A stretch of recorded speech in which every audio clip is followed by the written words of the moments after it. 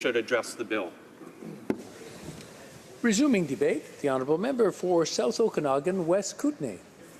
Well, thank you, Mr. Speaker. And I'm happy to rise here this afternoon to speak to Bill C-76, an act to amend the Canada Elections Act. And since elections are at the heart of our democracy, this is clearly an important bill for debate in this House. This bill is a belated response to the Liberals' election promise to reverse some of the egregiously anti-democratic aspects of the Conservative government's so-called Fair Elections Act of 2014. And I say belated because the acting chief electoral officer gave the government a deadline of the end of April for any election reform legislation if changes were to be made in time to be implemented before the October 2019 election. And that deadline was for passing legislation, not for introducing it. So we've clearly missed the boat there. And speaking of delays, it's taken the government 2 years to name an official chief election officer. And for such an important position, you'd think that the government would make that a high priority. This bill is another in a series of very large bills that this government has tabled. At 230 pages, it's very much an omnibus bill absorbing Bill C-33 that was tabled 18 months ago and never acted on. Even the minister who tabled it seems to be unclear as to what's in it. But it's ironic that the Liberals complained about the Fair Elections Act and the previous Conservative government and their propensity for omnibus legislation, and here they are doing the same thing. Now, I'd like to touch on some of the provisions included in Bill C-76. It limits the writ period of an election to 50 days, thus eliminating the chance for another marathon election campaign of more than 70 days, such as that we were subjected to in 2015. And that's great news. And I'd like to thank the member for Cowichan Malahat Langford for suggesting this to the government in the form of his private member's bill. Canada is far behind other countries in gender equity, and it's past time we should be taking concrete steps to improve this. This bill allows candidates to report childcare expenses, but it falls short of promises to allow more candidates from equity-seeking groups to take part in our elections. And the member for Burnaby South put forward his private member's bill, C-237, which would have strongly encouraged parties to increase the proportion of female candidates in future elections, but unfortunately the government voted that bill down and failed to include its provisions in this bill. Now, I've been to many schools to talk about the government and the electoral process, as I'm sure many members here have, and I've always been impressed by the keen interest of many young people in civics. The questions I get asked at school talks are often much more informed than those that I get at open town halls. So I'm happy to see two parts of this bill that encourage young people to get involved, get informed, and in the electoral process. Firstly, Bill C-76 allows the registration of future electors between the ages of 14 and 17. This simple act has been shown in other jurisdictions to increase the proportion of young people who vote after they turn 18. And that would be a good thing, since young people don't generally vote at the same rate as older adults. And secondly, this bill removes the ban on public education programs conducted by the Chief Electoral Officer through Elections Canada.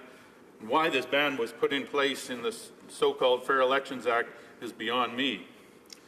But I welcome the opportunity for Elections Canada to actually inform and educate Canadians in our electoral process.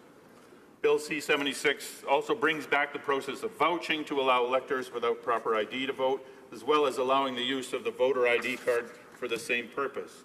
These were disallowed under the Fair Elections Act in an effort that seemed to want to solve a non-existent problem, that of voter fraud, for which there are vanishingly few, if any, examples of, by creating a more serious problem that inhibited Canadians, particularly disadvantaged citizens, from voting at all.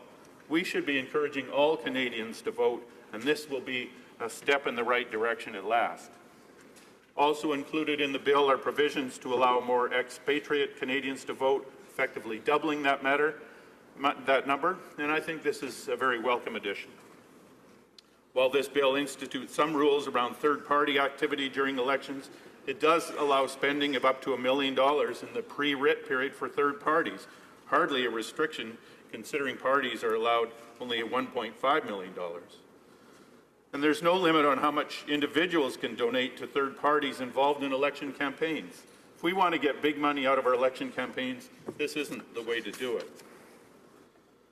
I want to talk a bit now about the big thing missing from this bill.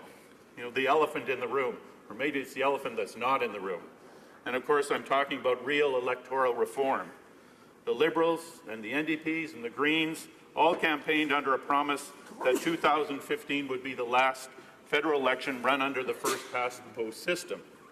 That represents over 60% of the Canadian voters that supported this idea. And for many Canadians, it was the most important promise made in that election. Canadians were tired of elections that gave parties with less than 40% of the vote 100% of the power under majority governments. The Harper government was an example, and the present Liberal government is another. So creating a new system was very popular. Unfortunately, once the Liberals were in power, they forgot about that promise. They did create a committee that traveled the country and worked very hard to hear from as many Canadians as possible. The committee heard from electoral experts from around the world to find best practices from other countries. The committee tabled a report calling on the government to create a proportional representation system after consulting Canadians with a referendum. The Minister of Democratic Institutions asked all MPs to go back to their ridings and hold town halls to hear what their constituents had to say on the subject. We in the NDP caucus took that request seriously and did just that.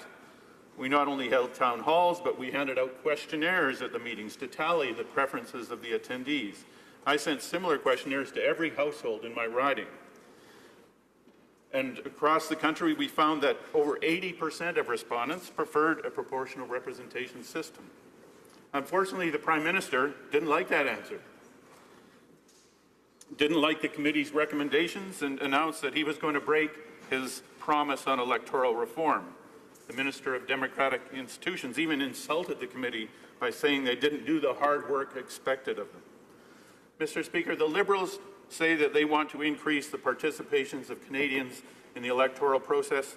They say that Bill C-76 is their answer to this, but the incredible cynicism of their lack of action on real electoral reform has already had a negative effect on how Canadians feel about their elected representatives and whether it's even worth voting in the next election.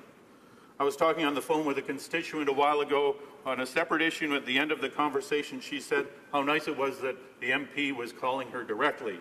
She told of how she and her husband engaged their children in the election campaign of 2015. They listened as a family to the debates, they read the campaign platforms, and in the end the parents asked the children who they should vote for. Now, she didn't say who they decided to vote for, but she did say that electoral reform was the issue that the children felt was the most important to them. They wanted every vote to count. And they were devastated when the Prime Minister went back on his solemn election promise. She even worries that they might never vote when they get old enough. And that was exactly the opposite effect that she and her husband were hoping for when they got them involved in the discussion. So, Mr. Speaker, I'll close by simply saying that I support many of the reforms contained in Bill C-76, but it falls short in so many other ways. In its size, in the short amount of time we've had to debate it, and above all, the complete lack of real reform. Let's get rid of big money in elections, and let's get back on track in getting rid of the first past the post so that every vote will count.